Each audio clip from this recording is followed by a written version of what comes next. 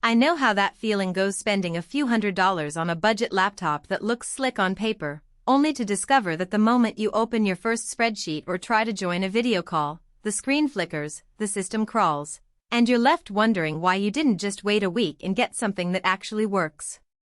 That regret is what makes most of us pause before clicking buy now, especially when the market is flooded with cheap alternatives that promise great performance.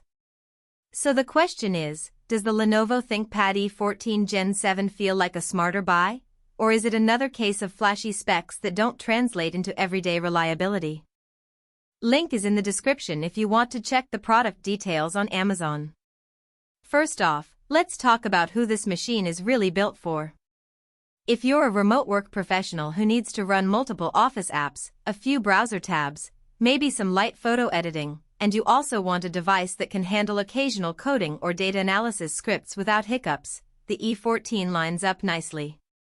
On the flip side, if you're looking for a hardcore gaming rig, or you intend to use heavyweight 3D rendering software night after night, you'll quickly feel the limits of an integrated Intel Arc 140V GPU and a 60Hz panel.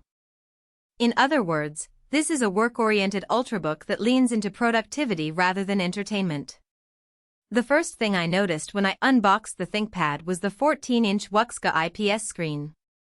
At 1920x1200 you get a bit more vertical space than the typical 1080p display, which is a subtle but useful benefit when you're scrolling through long documents or spreadsheets.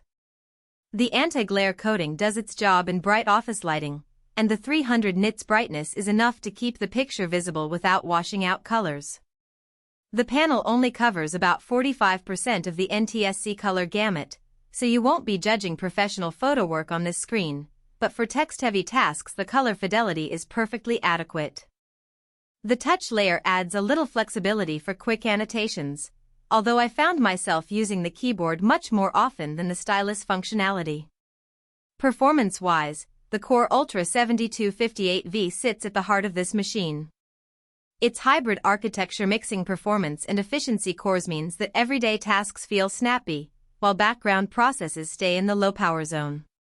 In my day-to-day routine, opening a 30-page PowerPoint deck, launching Teams, and pulling up a large Excel file took under 3 seconds, which is a noticeable improvement over many older ThinkPad models that relied on older generations of Intel chips. The up to 3.70 GHz boost on the cores is enough to handle a quick compile of a modest codebase, but you should temper expectations. The CPU isn't built for sustained heavy lifting like large-scale video transcoding. Memory is where this ThinkPad really shows its seriousness about multitasking. 32 GB of LPDDR5X running at 8,533 metric tons per second translates to barely perceptible latency when you're flipping between Chrome tabs, a Slack conversation, and a virtual machine. I ran a couple of Docker containers side by side while streaming a webinar, and the system never stuttered. The downside is the soldered nature of the LPDDR5X. If you ever think about upgrading the RAM down the line, you're out of luck.